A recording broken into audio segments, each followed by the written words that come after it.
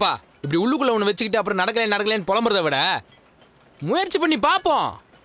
முடியலையா அதுக்கப்புறம் சாமி என்ன சொல்லுதோ அது அப்படி நடக்கட்டும். அப்படிங்கிற பின்ன எப்படி?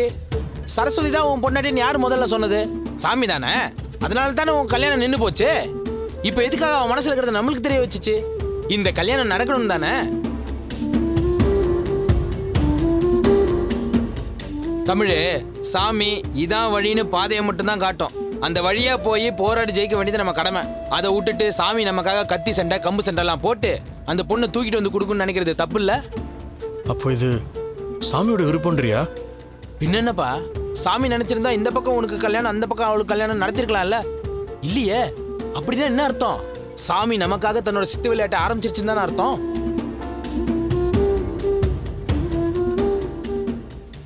இப்படி கையை கட்டி வேடிக்கை பார்த்துட்டு இருந்தா கடைசியில விரல் சூப்பிட்டு தான் நிக்கணும். தமிழ் இது கடவுள் கொடுத்த கடைசி சந்தர்ப்பம். வா நேருக்கு நேரா போய் கேட்போம். என்ன கேட்டு போயிட போகுது? நமக்கு வேண்டியதை கேட்டுருவோம். வாப்பா.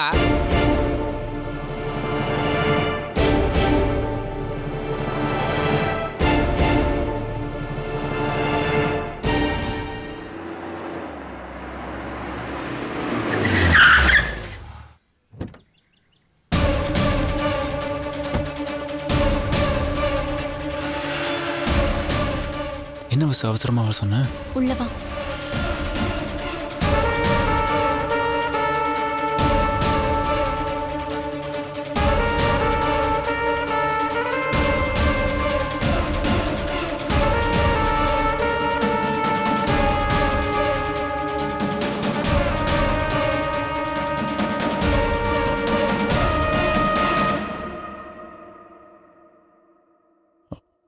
வணக்கம் மேடம், வர சொல்லியிருந்தீங்க. என்ன நினைச்சிட்டு இருக்காங்க உங்க அம்மா? நானே என் கௌரவத்தை விட்டு உன் வீடேறி வந்து நியாயத்தை கேட்டா என்ன பேச்சு பேசுறாங்க உங்க அம்மா?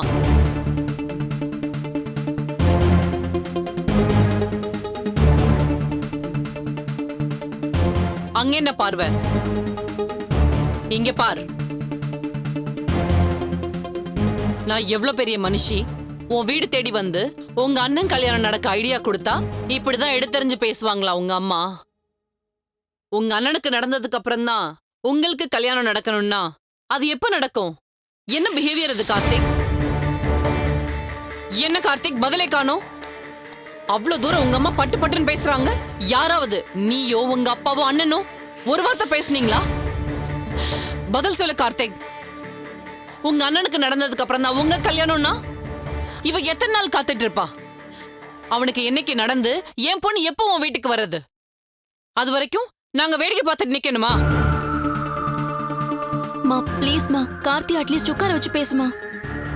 பாத்தியா உனக்காக எப்படி பதறா? பாத்தியா இப்ப கூட உனக்கு ரெஸ்பெக்ட் கொடுக்கணும், இம்பார்ட்டன்ஸ் கொடுக்கணும்னு பாக்குறா.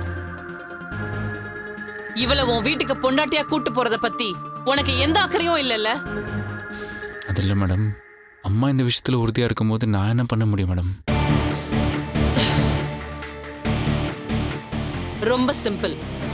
ஏற்கனவே ஒரு தடவை நம்ம பிளான் பண்ணோம்ல, அதே மாதிரி ரெஜிஸ்டர் ஆபீஸ்ல உங்க 2 பேரோட கல்யாணத்தை ஃபர்ஸ்ட் முடிச்சிடுவோம். எனக்கு அந்த ஜாதக பிரச்சனை பத்தின பதட்டம் குறையும். அதுக்கப்புறம் உங்க அம்மா அப்பா கிட்ட சொல்லி கிராண்டா ரிசப்ஷனை வச்சுக்கலாம். என்ன சொல்ற? மேடம் என்ன இது, மறுபடியும் அதே விஷயத்த பேச ஆரம்பிக்கிறீங்க? இதுல என்னப்பா தப்பு இருக்கு? போன தடவையாவது இவளை கல்யாணம் பண்ணி வைக்க உங்க அம்மாக்கு இஷ்டம் இல்ல. அவங்க சம்மதம் இல்லாம கல்யாணம் பண்ணிக்க மாட்டேன் நீ ஸ்ட்ராங்கா நின்னுட்ட. இந்த தடவை அப்படி இல்லையே. உங்க அம்மாவே சம்மதம் கொடுத்த கல்யாணம் தானே இது. என்ன கொஞ்சம் முன்கூட்டியே பண்றோம். இதுல என்ன பிரச்சனை?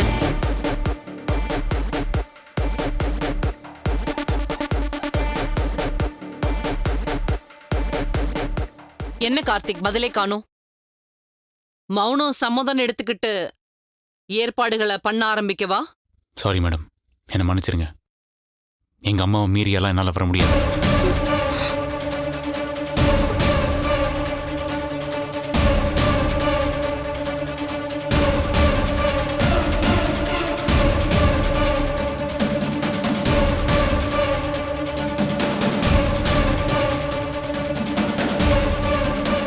என்ன கார்த்திக்? மேடம், நான் சொல்றத தயவு செய்து தப்பா எடுத்துக்காதீங்க. எங்க கல்யாணத்துல பெத்தவங்களோட சம்மதம் மட்டும் முக்கியம் இல்ல. நான் தாலி கட்டுறப்ப 2 குடும்பமும் எங்க 2 பக்கமும் நின்று மனசார வாழ்த்தணும். அத்தனை பேர் ஆசீர்வாதத்தோட தான் எங்க கல்யாணம் நடக்கணும் மேடம். மனசு நிறைஞ்சு அத்தனை பேர் வாழ்த்தினாதான் எங்க 2 பேரால சிறப்பா வாழ முடியும். We need their blessings indeed, ma'am. எங்க கல்யாணத்தால யாராவது ஒருத்தருக்கு சின்ன மனசங்கடம் வந்தாலும் அதை நான் தாங்கிக்க மாட்டேன் மேடம்.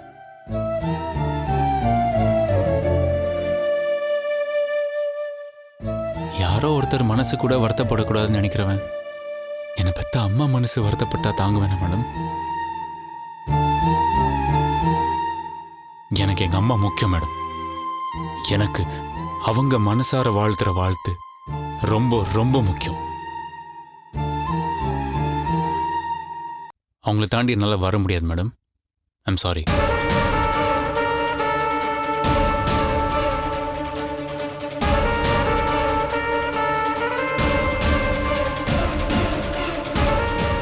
அப்போ என் பொண்ணோட கதி? அப்படியெல்லாம் எங்க அம்மா சும்மா விட்டுற மாட்டாங்க மேடம். எங்க அண்ணனுக்கு சீக்கிரமே நல்லா படிச்ச பொண்ணா பார்ப்பாங்க. கண்டிப்பா எங்க 2 பேருக்கும் ஒரே மேடையில நல்லபடியா கல்யாணம் நடக்கும் மேடம். அந்த நம்பிக்கை எனக்கு இருக்கு, நிறையவே இருக்கு. அது வரைக்கும் தயவு செஞ்சு நீங்களும் கொஞ்சம் பொறுமையா இருங்க மேடம். அவ்வளவுதான் சொல்லுவேன். கார்த்தி என்ன பேசிட்டு இருக்கீங்க?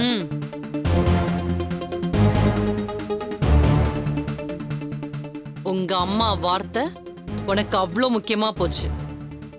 நான் சொல்ற வார்த்தை மேல உனக்கு மதிப்பில்லை, அப்படிதானே? கார்த்தி, நீ எனக்கு மருமக. அப்படின்னா என்ன அர்த்தம்? நீ இந்த வீட்டுக்கு வரப்போற இன்னொரு மகன். நானும் உனக்கு அம்மாக்கு சமந்தான். நானும் அந்த மாதிரி தான் நினைச்சிட்டு இருக்கேன் மேடம். அதனாலதான் நீங்க கூப்பிட்டது ஓடி வந்து நிக்கிறேன். என் மனசுல பட்ட நியாயத்தை தான் நான் சொல்றேன்.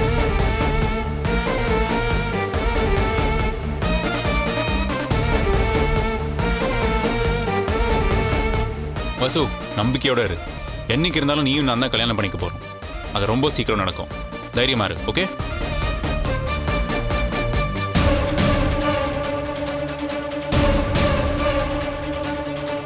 வரமா?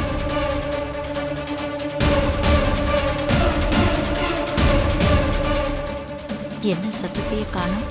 இருக்கானா போயிட்டானா?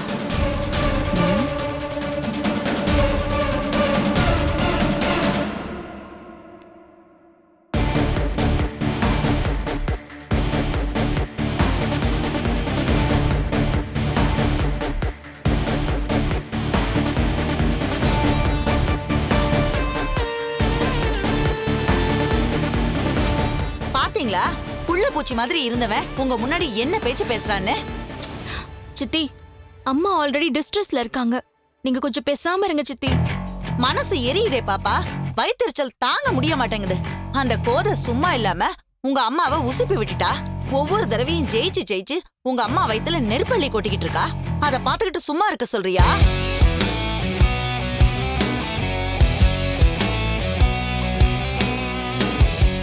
அம்மா, சும்மா விடக்கூடாதுமா. இது அவ நமக்கு விட்ட சவால்னு நினைச்சுக்கோங்க. தமிழுக்கு கல்யாணம் நடக்கிறதுக்கு முன்னாடி நம்ம பாப்பா கல்யாணம் நடந்தே ஆகணுமா. அந்த வீட்டுக்குள்ள நுழையிற மருமக நம்ம பாப்பாவாதாமா இருக்கணும். சொல்ல போனா அந்த தமிழுக்கு பொண்ணு பாக்குறதுக்கு கூட நம்ம பாப்பாதாமா வரணும். இத செஞ்சு காமிச்சோன்னு வச்சுக்கோங்க, சந்திரகலாங்கிற பேருக்கே ஒரு பெருமைமா. விடமாட்டண்டி. சந்திரகலானா யாருன்னு அவளுக்கு புரிய வச்சே தீருவேன். என் மனசுல இருக்கிறத தான் நீயும் சொல்ற. அவ எனக்கு மறைமுகமா சவால் தான் விட்டுருக்கா. இதுல நான் ஜெயிச்சே ஆகணும். அந்த வீட்டுக்குள்ள மருமகளா என் பொண்ணு தான் நுழையணும். இதாம்மா நீங்க எவ்வளவு வீரத்தோட இருக்கீங்க.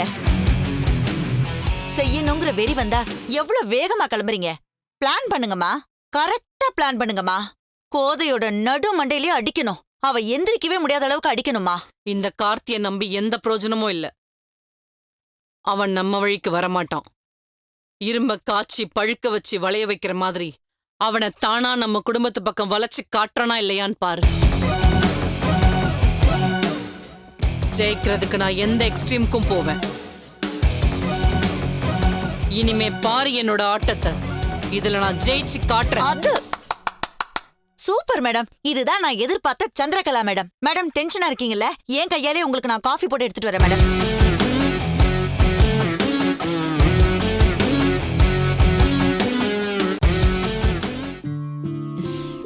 நல்ல அட்வைஸ் பண்ணிட்டேன்டி. இனிமே அவர் இந்த பழக்கத்தை கையில கூட தொட மாட்டாரு. ஆனா அவருக்காக பேசினதோ அவரை பத்தி பேசினதோ நேத்துதான் கடைசி தடவை.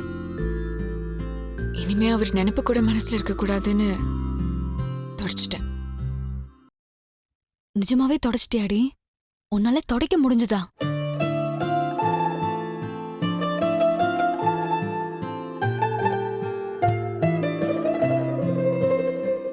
முடியலனாலும் தொடச்சுதானே ஆகணும்.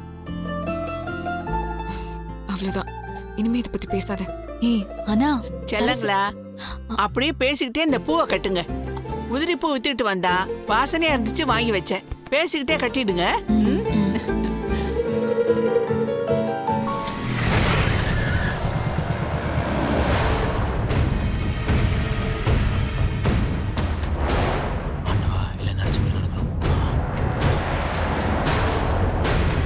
தமிழ் என்ன பயமா இருக்குடா. உங்க அம்மாவை நினைச்சா இல்ல சரஸ்வதியோட அப்பாவை நினைச்சா? எல்லாரையும் நினைச்சுதான்டா. தமிழ், உன் மேல நம்பிக்கை வை. சரஸ்வதி உன் மேல வச்சிருக்க லவ் மேல நம்பிக்கை வை. இவ்வளவு தூரம் வாசல் வரைக்கும் வந்துட்டோம். இதுக்கு மேல யோசிச்சு என்னப்பா பிரயோஜனம்? தைரியமா உள்ளவா பேசு. உன்னால பேச முடியலன்னா நான் உனக்கு சப்போர்ட் பண்றேன். இன்னைக்கு ஒரு முடிவு தெரிஞ்சாகணும். பாப்பா அட வாயேன்.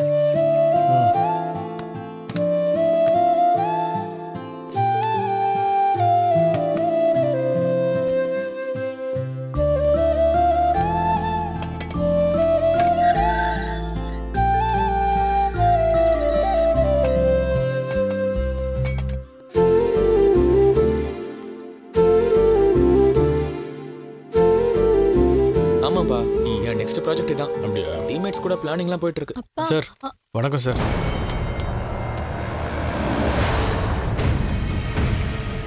அம்மாடி, உள்ள இருந்து தாம்பாள தட்டு கொண்டு வாயேன். இந்த பூ பழம்லாம் வைக்கணும். ஏய், என்ன இதெல்லாம்? ஓஹோ, இதை சொல்றீங்களா? நல்ல விஷயம் பேச வந்திருக்கோம். வெறுங்கையை வீசிட்ட வர்றது. அதான் இந்த பூவும் பழமும் எடுத்துட்டு வந்திருக்கோம். தாம்பாள தட்டை கொடுத்தீங்கன்னா அதில் இதை வச்சு வந்த விஷயத்தை பேச ஆரம்பிச்சிடலாம். முதல்ல விஷயத்த சொல்லு.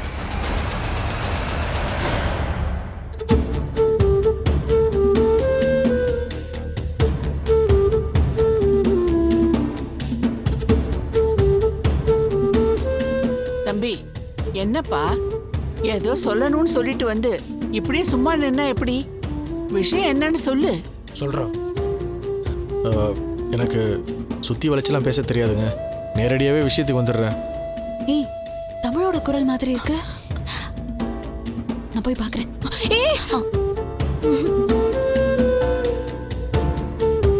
என் பேர் தமிழரசன்.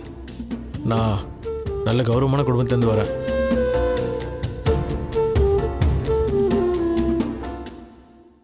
எனக்கு உங்கள் பொண்ணு சரஸ்வதியை ரொம்ப பிடிச்சிருக்கு.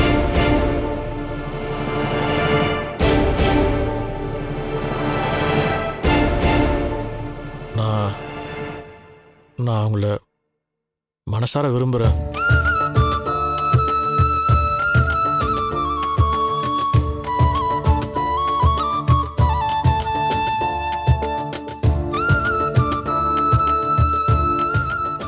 சரஸ்வதியும் என்னை மனசார விரும்புகிறாங்க.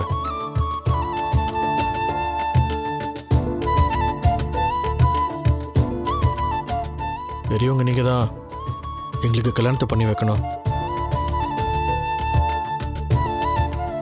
அதான் சரஸ்வதி பொண்ணு கேட்டு நாங்கள் இங்கே வந்திருக்கோம்.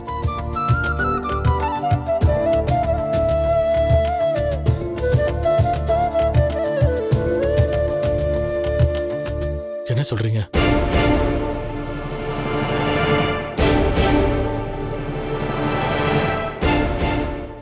நினைச்சேன்டா, அன்னைக்கு அந்த பையலை அடிச்சு இழுத்துட்டு வந்து நீ நல்லவ மாதிரி நடிச்சதும் எனக்கே அட்வைஸ் அள்ளி வழங்கினப்பவே நினைச்சேன் இதுல ஏதோ தப்பு இருக்குன்னு. ஏதோ நிரூபிச்சிட்டல. இனிமே ஒரு செகண்ட் இங்க இருக்க கூடாது. வெளியே போங்க. சார் போன்னு சொல்றேன். இல்ல இன்னொரு சார், நான்- நிமிஷம் நீங்க 2 பேரும் இந்த வீட்ல இருந்தீங்க, நானே உங்க கழுத்து பிடிச்சு வெளியே தள்ள வேண்டியது இருக்கும். வெளியே போங்க, அவுட். சார் கொஞ்சம் யோசிச்சு பாருங்க சார். நாங்கள் 2 பேரும் லவ் பண்ணுறோன்னு உங்களுக்கு தெரியாம வெளியில் எங்கேயா சுற்றணுமா? இல்லை தப்பாக நடந்துக்கிட்டோமா? நேற்று வரைக்கும் சரஸ்வதி நானும் வெறும் ஃப்ரெண்ட்ஸாக தான் சார் பேசி பழகிட்டு இருந்தோம். நேற்று தான் சார் எனக்கே புரிஞ்சுது சரஸ்வதி என்னை உள்ளுக்குள்ளே லவ் பண்ணுறான்னு. அவ்வளோ நல்ல பொண்ணை இழந்துடக்கூடாதுன்னு தான் சார் நேர்மையாக உங்ககிட்ட வந்து பொண்ணு கேட்குறோம். இதை போய் தப்பாக பேசுகிறீங்களே.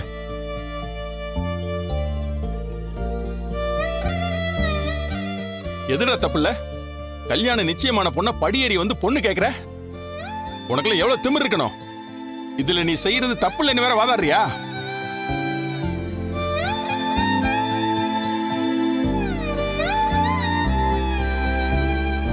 சார் கல்யாணம் தானே ஃபிக்ஸ் ஆயிருக்கு, நடந்துடலையே, அதான் பொண்ணு கேட்டு வந்திருக்கோம். பாத்தியா?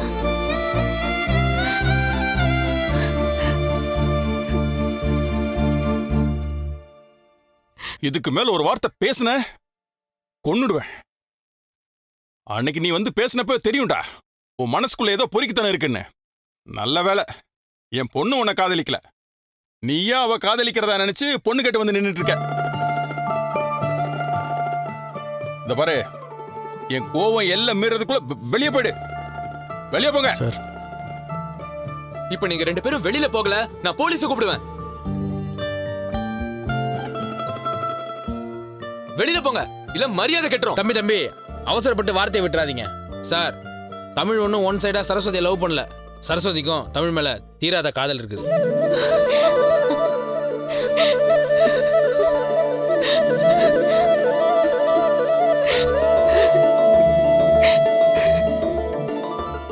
அடச்சி வாய் மூடு. என் பொண்ணை பத்தி என்கிட்ட சொல்றியா? அவ பத்திரமாத்த தங்கம்டா. இந்த பைத்தியக்காரத்தனமெல்லாம் பண்ணவே மாட்டான். உங்க பொண்ணு பத்திரமாத்து தங்கணும் உங்களுக்கே புரிய வச்சது தமிழ் தான். அதை முதல்ல ஞாபகம் வச்சுங்க சார். உங்களுக்கும் வேணாம் எனக்கும் வேணாம். நான் சரஸ்வதி தமிழ் லவ் பண்றாங்கன்றேன், நீங்க இல்லன்றீங்க. எதுக்கு விதண்டாவாத பேச்சு? உங்க பொண்ணை கூப்பிடுங்க, அவங்க வாயாலே உண்மை என்னன்னு தெரிஞ்சுக்குவோம்.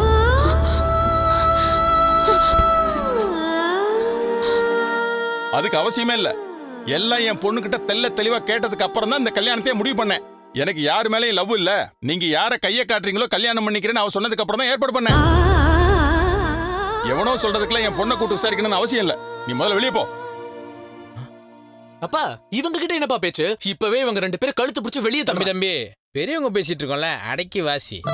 டேய் சார், அன்னைக்கு வேணா உங்க பொண்ணு உங்ககிட்ட சரின்னு ஒத்துட்டு இருந்திருக்கலாம், நான் மறுக்கல. ஆனா அன்னைக்கு இருந்த சிச்சுவேஷன் வேற சார். அவங்களுக்கு இருந்த சிக்கல் அப்படி. ஆனா இன்னைக்கு அப்படி இல்லை சார். ஒரு நிமிஷம் அவங்களை என் முன்னாடி மட்டும் கூப்பிட்டு கேளுங்களேன் ப்ளீஸ்.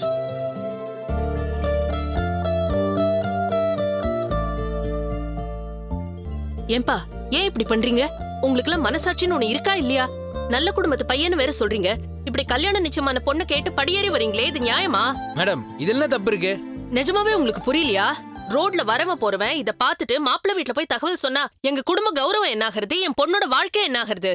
இதெல்லாம் கொஞ்சமாவது யோசிச்சீங்களா?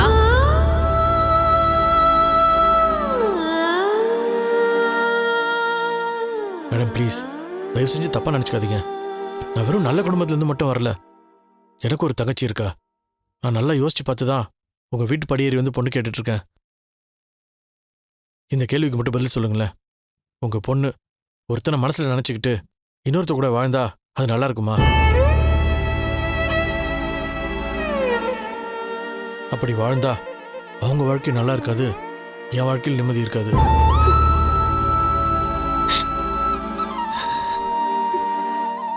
டேய் சொன்னா கேட்க மாட்டேன்.